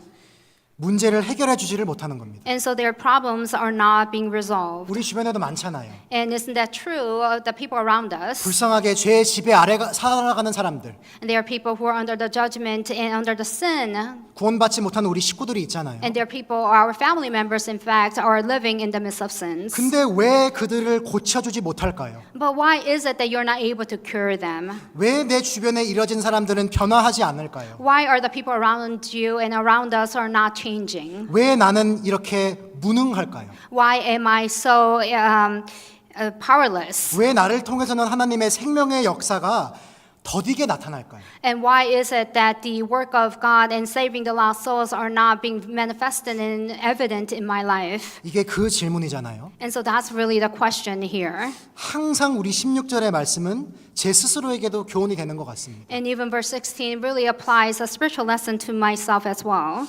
주님이 설교를 했으면 더 힘있게 하셨을 텐데 If Jesus were to stand here and preach before you all, I'm sure he will give a more powerful sermon. 무엇이 부족했던 것일까? What did I lack? 주님이 답변을 해주십니다. And so in verse 17, Jesus answers. 18절 보시겠습니다. So let's read verse 18. 이에 예수께서 꾸짖으시니 귀신이 나가고 아이가 그때부터 나으니라. And so that Jesus rebuked the demon, and it came out of him, and the child was cured from that very hour. 이때 제자들이 종용이 예수께 나와 가로되 종용이 나왔습니다. 부끄러우니까요. And then the disciples came to Jesus privately. They came privately because they were shameful. 우리는 어찌하여 쫓아내지 못하였나이까? And they asked, why could we not cast it out? 나는 왜 과거의 많은 선진들보다 구원의 역사를 이루지 못하고 사는 것입니까? Why am I living my life as such a way that I'm not able to carry out the work of God as evident as the prophets before my 왜 time? 나를 통해서는 바울 사도처럼 역사하지 않으시는 겁니까? Why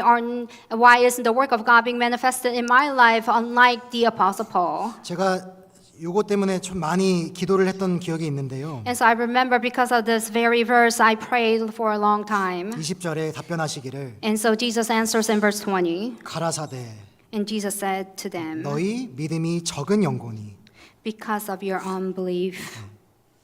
진실로 너에게 이르노니 너희가 만일 믿음이 한 겨자씨만큼만 있으면 이 산을 명하여 여기서 저기로 옮기라 하여도 옮길 것이요 또 저희가 못할 것이 없으리라. For surely I say to you, if you have faith as a mustard seed, you will say to this mountain, move from here to there, and it will move, and nothing will be impossible for you. 생명의 역사는 믿음 없이는 절대 나타나지가 않는 것입니다. The work of life can never carry on without faith. 믿음을 보이지 않고서는 우리 교회를 통해서도 언제든 생명의 역사가 끊어질 수가 있는 것입니다. Without the manifestation of faith, that the life can actually, the reborn of born-again Christians will end. 그동안 잘해온 것은 아무런 의미가 없다고 생각합니다. It brings no benefit and valuable for whatever we have done in the past. 왜냐하면 주님이 보고자 하시는 것은 지금 이 시대의 우리의 믿음입니다. Because what God wants to see from us is our faith in our time at this time. 생명 말씀 선교의 믿음이 아니라 이 교회 안에 있는 각 사람의 신앙을 보시고 믿음을 보시고 역사하시는 것입니다. Not the faith of our church, but the faith of each and every one of us who are sitting here. 그래서 에스라가 금식한 것입니다. And that's why Ezra fasted. 똑같은 본문 말씀의 마가복음 9장을 보겠습니다. And the same passage is also described in Mark chapter 9. 그 금식을 한 배경에는 믿음을 가지고 하나님의 도우심을 간절히 구한 것입니다. And the backdrop in the background of all these people who are praying earnestly is really relying on God. 똑같은 말씀 마가복음 9장 28절 29절 말씀을 한번 보겠습니다. Mark chapter 9 verse 28 and 27 is the same passage. 28절 29절입니다. The verses 28 and 29. 같이 한번 Let 읽어보겠습니다. us read it together. 집에 들어가심에 And when he had come 제자들이 into the 종용히 house, 묻자오되 his disciples 우리는 asked 어찌하여 him 능히 그 privately, 귀신을 why could we 쫓아내지 not cast that 못하였나이까. out? So 이르시되 he said to 기도 them, 외에 다른 This 곳으로는 kind can come 이런 out 유가 by 나갈 수 nothing but 없습니다. prayers and fasting. 마태복음에서는 믿음이 부족한 것을 강조하시면서 여기서는 기도 외에는 안 된다라고 말씀하셨습니다. In the book of Matthew, it emphasized that that it is impossible without prayer. 기도와 금식이라 그랬거든요. But in verse 29, it emphasized the without prayer and fasting. 그 이유는 무엇이냐면 하나님의 개입 없이는 이런 문제 해결 안 된다는 것입니다. What this means is that without the intervention of God, this type of problem will not be resolved. 왜 기도와 금식 없이는 이런 문제가 해결될 수 없다 그랬을까요? Why is it that this type of problem cannot be resolved without prayer and fasting? 하나님이 직접 개입하시지 않으시면은 안 되는 일입니다. Because unless God intervenes, this cannot be solved. 간질병 환자 고치는 것도 이 정도인데 하물며 영혼을 건지는 일은 얼마나 더 하나님의 도우심을 간절하게 구해야 할까요? Healing an epileptic is it requires much prayer and fasting, but how much more do we need to deploy the prayer and fasting by doing the work of God? 한 영혼이 영원한 운명이 바뀌는 것은 기도와 금식, 하나님의 도우심을 직접 구하는 것, 하나님이 직접 개입하시지 않으시고는 절대로 이루어질 수 없는 일입니다. Converting one soul into a saved soul cannot be done without the intervention of God through prayer and fasting. 그래서 기도하는 교회가 힘 있는 교회가 되는 것입니다. And that's why the church that prays for the will of God is the powerful church. 함께 한 마음으로 우리를 통해서 더 많은 사람들이 주님의 사랑을 깨닫도록 간절하게 부르짖는 것이 에스라가 준비한 모습을 통해서 배워야 할 것이라고 생각합니다. The people who unite as one and pray for the calling of God, pray for the will of God, that is really the image of Ezra calling for and deploying, gathering the right people. 우리가 믿음을 보이면 반드시 하나님은 반응하십니다. And because if we show and manifest our faith, God also reveals himself to us. 너무 기대가 되지 않습니까? And don't you have this great level of anticipation? 주를 구하고 주를 찾는 자를 통해서 보여주실 하나님의 역사가 And the word that God will reveal and manifest to you for those people who rely on God wholeheartedly. 우리가 한 주간 그것을 준비하는 것이고요. And that's what we are prepping and preparing for 1 week during the Bible seminar. 마지막으로 세 번째 내용을 함께 보겠습니다. And last, we will also touch upon the third preparation. 에스라서 8장에 다시 돌아가 보겠습니다. Let's go back to our main passage, Ezra chapter 8. 에스라는 일할 만한 사람이 있는가 그 이 사람들의 마음을 먼저 준비했고요. And so he saw and perceived whether they were workers of God and also united their hearts into one. 안일함에서 깨어나게 했잖아요. And also wakened them up from the place of complacency. 그리고 두 번째로는 간절하게 하나님의 역사하심을 구했고 And then he also sought the work of God. 그리고 주님의 역사가 아니면은 안 된다는 사실을 인식하고 인정했습니다. And he acknowledged and recognized that without the intervention of God, he simply cannot succeed. 그리고 세 번째 And so the third, 24절부터 let's read verse 24. 개인적으로 가장 중요한 마음의 준비 단계라고 생각합니다. Personally, for me, I think this is really the greatest preparation that we, each one of us, ought to do. 24절부터 제가 읽어보겠습니다. And I will read from verse 24. 그때에 내가 제사장의 두목 중 12인 곧 세랴바와 하사비아와 그 형제 10인을 따로 세우고 And I separated 12 of the leaders of the priests, Sherebiah, the Hashabiah, and the 10 of their brethren with them. 특별하게 몇 사람을 구별시키셨습니다. And so he has actually called a specific number of people.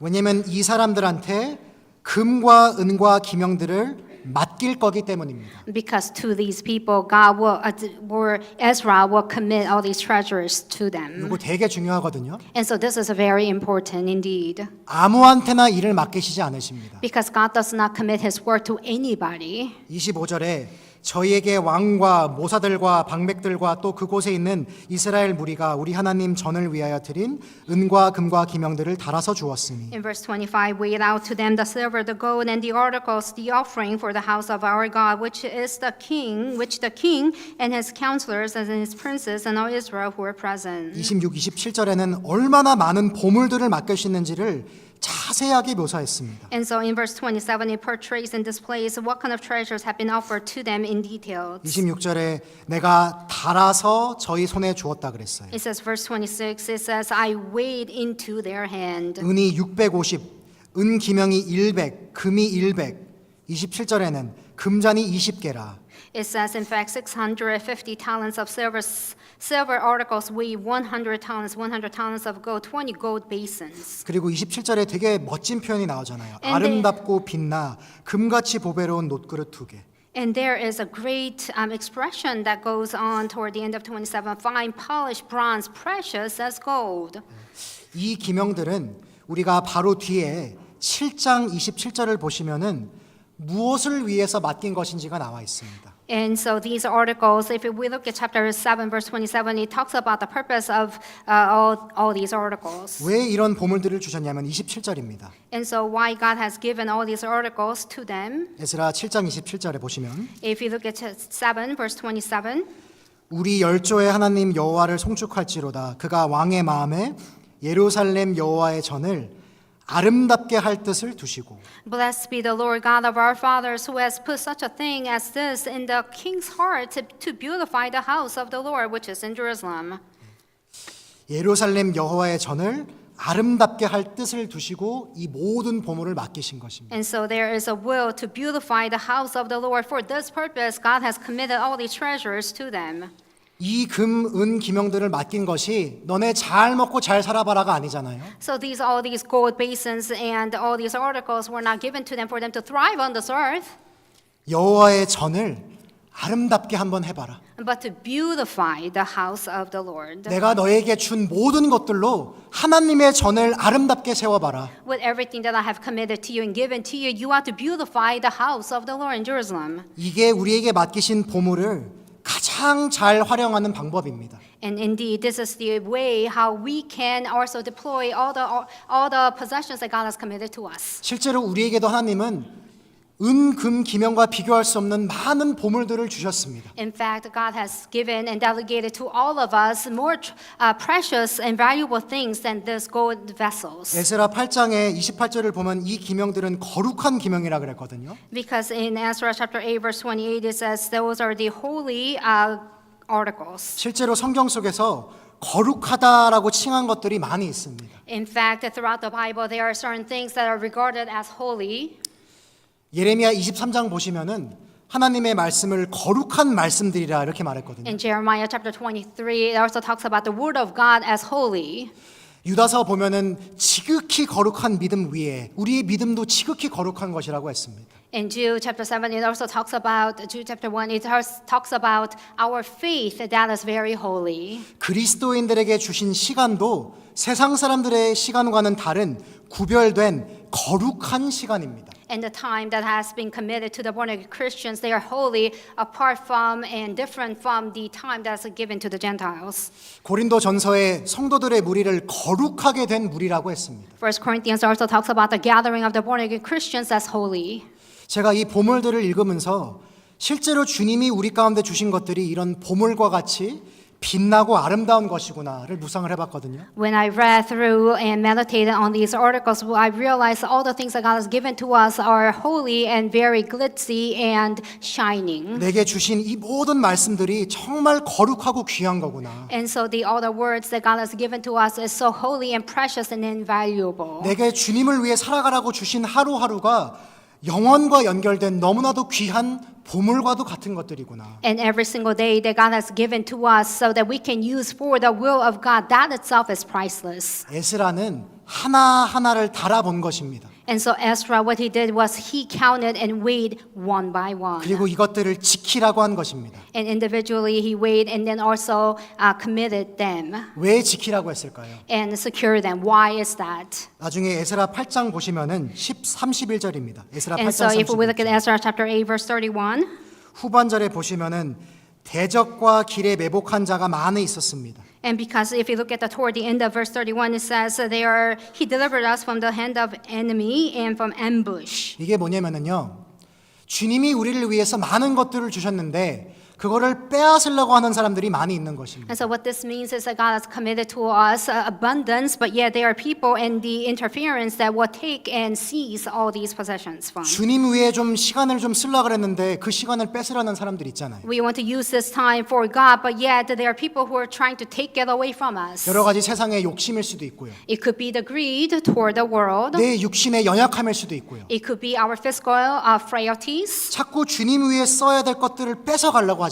We want to use for God, but yet they want to take it away from the work of God. 우리 말씀도 마찬가지거든요. The same thing also applies to the Word of God. 분명히 지난주 들었는데 다음 주에 까먹잖아요. And so we, in fact, heard and studied the Bible last week, but we forget during that week. 이거 뺏어가는 사람이 길 가운데 있는 거거든요. Because there are people who takes away along the road, along the journey. 이거를 잘 지키지 않으면은 내가 여정 끝에 보면은 싹 없어질 수도 있는 것입니다. Unless you keep them and secure them, you realize toward the end of the journey, they are all taken away. 주님은 분명히 주셨어요. And so God has indeed given to each one of us. 충분한 재능, 충분한 여러 가지 시간과 조건들을 주셨는데 심판 때 서보니까 아무것도 남는 게 없어요. Enough talents, enough skill sets, enough time, and God has given to you to do the work of God. But toward the end of the judgment, you realize they all have been taken away. 분명히 아름답게 전을 만들라고 100을 주셨는데 심판대 앞에 서보니까 50밖에 안 썼어요. God has given them 100 articles to beautify the temple of God, but yet at the judgment seat, you realize you only remained with 50. 두 가지 문제가 있는 것입니다. Now there are two fundamental problems here. 달아보지 않은 것이고요. You have not weighed, 잘 지키지 못한 것입니다. and you have not kept them securely. 주님이 내게 주신 거룩한 말씀들, The holy words that God has committed to us, 주님이 내게 주신 거룩한 시간들 and the time, the precious time that God has given to each and every one of us. 잘 못 지키면 다 잃어버립니다. If we do not secure them and keep them, we will all lose them. 에스라를 통해서 배워야 하고요. We have to learn that from the life of Ezra. 제가 또 묵상하다가 제일 위험한 적이 길거리에 매복한 사람들이 아니더라고요. And as I realized, as I was meditating on this, the most dangerous element is not the ambushers or the plunderers. 제가 성경을 읽어보다가 여호와의 보물을 훔치는 게 도적들만 훔치는 게 아니더라고요. As I was meditating throughout the scripture, I realized it's not only the robbers and the plunderers who do seize the treasures of God. 이스라엘 백성 중에서 그걸 훔치는 사람들이 있더라고요. Even among the nation of Israel, they are the ones who actually seize the treasures of God. 여호수아 7장 1절 말씀 보겠습니다. Let's actually have a look at Joshua chapter 7, verse 1. 왜 무게를 일일이 달아서 그게 없어지지 않도록 잘 지키도록 당부를 했을까요? And so Joshua chapter 7 verse 1, and so why God, Ezra has weighed them and scaled them and counted every single one of them so that they do not lose 이거 sight. 자칫 잘못하면 뺏기거든요. Because if they do not secure them, they can actually lose some of them. 여호수아 7장 1절은 같이 한번 읽어보겠습니다. Let's read Joshua chapter 7 verse 1 together. 이스라엘 자손들이 But the children of 바친 Israel 물건을 committed 인하여 a trespass 범죄하였으니 regarding their cursed 이는 유다 지파 things. For 세레의 Achan, the 증손 son of 삽비의 Carmi, 손자 the son of 갈미의 Zabadi, 아들 the son of 아간이 바친 Zerah, the 물건을 tribe of 취하였으니 Judah, took up the 여호와께서 accursed 이스라엘 things, so the anger of the 자손들에게 Lord 진노하시니라. turned against the children of Israel. 이게 여호수아 시대 때도 똑같이 이런 일이 있었더라고요. Same thing happened at the time of Joshua indeed. 분명히 성막 지으라고 많은 거 맡겨 주셨어요. And so God has committed them for many treasures to build the tabernacle. 그래서 여호수아 6장 17절부터 19절을 보시면은 은금과 동철 기구들은 다 여호와께 구별된 것이니 그것을 여호와의 곳간에 드리라고 했습니다. And so in chapter 6, verse 26, it says that all these articles have been committed to them to beautify and to lay out the foundation of the tabernacle. 근데 이걸 훔친 도둑놈이 어디서 나왔죠? But who was the robber? Where did the robber come from? 아간이요. And it was indeed Achan. 이스라엘 백성 중에서 도둑놈이 나온 거예요. It was among the nation of Israel. There is a robber right there. 우리 신앙도 똑같겠다는 생각을 해봤습니다. And I thought to myself, it's the same thing applies in our faith life, is it not? 주님께서 그리스도인들에게 주신 것은 우리를 위해 주셨다고 생각하지 않습니다. And so what God has given to us, I don't think that God has given it to us for our own sake. 그리스도의 몸 되신 교회를 아름답게 할 뜻을 두고 우리에게 온갖 것을 제공해 주십니다. God has supplied every single thing in our lives so that we can beautify the church of God. 너희는 먼저 그의 나라와 그의 의를 구하라. 그리하면 이 모든 것을 너희에게 더하시리라. And the Bible says, "For seek His kingdom and His righteousness, and everything shall be added unto you." 여기서 중요한 것은 이 모든 것들을 더하시는 이유가 바로 그의 나라와 그의 의를 위한다는 것입니다. And so you have to keep in mind that everything has been supplied to you to keep the righteousness and His kingdom and His will.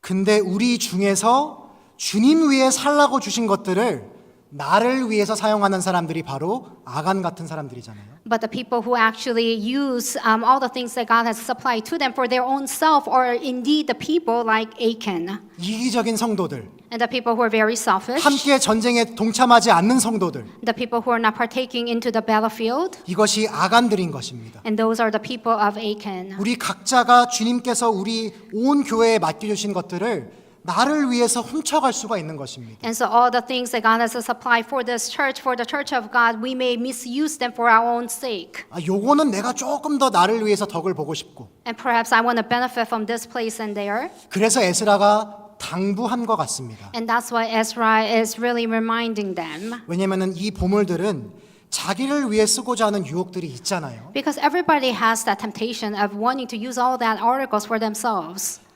에스라라고 달랐겠습니까? Do you think Ezra was any different? 에스라도 자기가 슬쩍 할 수 있잖아요. 횡령 얼마나 많아요 회사에서. He could have also steal one of the articles. There's so much embezzlement throughout the companies. 저희 회사에서도 돈을 이렇게 횡령하더라고요. And embezzlement is prevalent everywhere, even in my company. 그게 인간이잖아요. Because that is a human nature. 그렇기 때문에 자신을 과신하지 말고 잘 그 무게를 세어보고 간직하라. And that's why you should not overstate yourself, but to count and weight every single one of them. 그리고 마지막으로 우리에게 맡기신 가장 중요한 것이 바로 복음입니다. Lastly, what God has committed to us is really the gospel. 디모데후서 1장 말씀으로 마치겠습니다. Let's wrap our sermon with the 2 Timothy. 우리에게 맡기신 것 중에 가장 우리가 귀하게 생각할 것이 바로 복음의 말씀입니다. One of the things that God has committed to us, what we ought to really preciously think of is indeed the gospel. 디모데후서 1장 13절에서 14절 말씀입니다. 2 Timothy chapter 1 verses 13 and 14. 같이 읽어보겠습니다. Let us read it together. 너는 Hold fast 그리스도 the 예수 pattern 안에 of 있는 sound 믿음과 words which you have 사랑으로서 heard 내게 from me 들은 in 바 faith 바른 and 말을 love which 본받아 are in 지키고 Christ Jesus. 우리 안에 That 거하시는 good thing 성령으로 which was 말미암아 committed to 내게 you, keep by 부탁한 the Holy Spirit who 아름다운 dwells 것을 in 지키라. us. 에스라는 주님의 전을 아름답게 하고자 하는 그 보물들을 잘 지켰어요. 끝까지 지켰어요. And so Ezra really secured all the articles and treasures that God has committed to them to the end. 우리도 지켜야 할 부탁한 아름다운 것이 있습니다. Now there is also a very precious thing that we ought to also secure. 바로 복음의 진리입니다. And that is the truth of the gospel. 우리가 지켜야 할 것 중에 가장 귀한 것이 바로 복음입니다. Of the things that we ought to secure is really truly the gospel. 이 복음이 왜 우리에게 맡기신 가장 위대한 보물일까요? Why is the gospel so the most precious treasure out of all? 왜냐하면은 사람이 바칠 수 있는 모든 은과 금과 구리와 아름다운 걸 모두 다 합쳐도 예수님에 비교할 수 없기 때문입니다. Because even if you were to combine the treasures of the world, whether it's the gold, silver, or bronze, whatever it is, it cannot simply be compared to the blood of Jesus Christ. 예수님이 우리를 구원하기 위해서 이루신 모든 일들 하나님은 예수님, 하나님의 독생자 그 자신을 우리를 위해서 내어 주셨습니다. All the work that Jesus had perfected through His Son, Jesus Christ, He has given His one and only Son for all of us. 베드로 전서에 그리스도는 보배로운 산돌이라 그랬습니다. At First Peter, it talks about Jesus as the precious living stone. 가장 비싼 걸 우리에게 맡기시고 부탁하신 겁니다. And so God has committed to us the most precious being and committed to us. 이 아름다운 것을 어떻게 지킬까요? And so how can we secure this precious jewel? 바로 답이 디모데 후서 1장 10절에 나와 있습니다. And that indeed answer is described in 2 Timothy chapter 1 verse 10. 네, 죄송해요. 8절부터 제가 I 읽어보겠습니다. shall actually read from verse 8. 그러므로 네가 우리 주의 증거와 또는 주를 위하여 갇힌 자 된 나를 부끄러워하지 말고 오직 하나님의 능력을 쫓아 복음과 함께 고난을 받으라.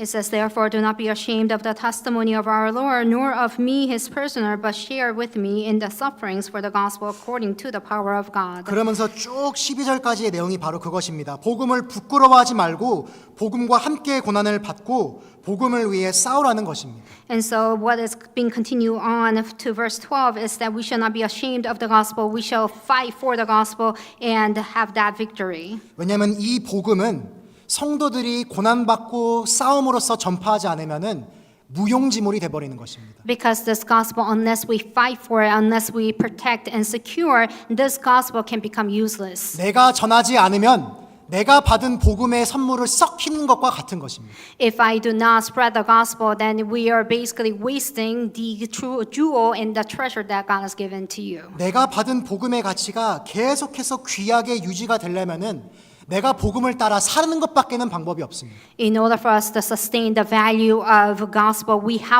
must live for the gospel. 내 삶을 통해서 복음을 증거할 때 복음이 빛이 나고 가치가 유지가 됩니다. When we spread and pervade the gospel through our lives, that's when the precious jewel of the gospel can be sustained. 복음을 부끄러워하지 않고 그것을 전하는 삶을 살 때에 아름다운 입술을 가진 삶을 살 때에 복음이 썩지 않고 아름답게 지켜집니다. And when we are not ashamed of the gospel, when we spread the gospel, then that's when the gospel it does not get corrupted and is not ashamed. 그래서 우리가 이번 한 주간 정말 복음을 위해서 함께 수고하고 각자의 역할이 다 있는 거잖아요. And so therefore, during the Bible seminar, each one of us, we have the duty for the work of God. 끝까지 우리가 받은 이 유산을 잘 지키고 이 세 가지 준비를 통해서 함께 집회를 준비하고 하나님의 큰 역사하심을 기대할 수 있으면 좋겠습니다. And the inheritance that God has given to us through these three preparations, we have to deploy ourselves and commit ourselves for the work of the ministry of God. 같이 기도하겠습니다. Let's bow our heads to prayer at this time. 하나님 아버지, 우리가 아직 할 일이 많이 있습니다. Our Heavenly Father God, we have so much responsibilities.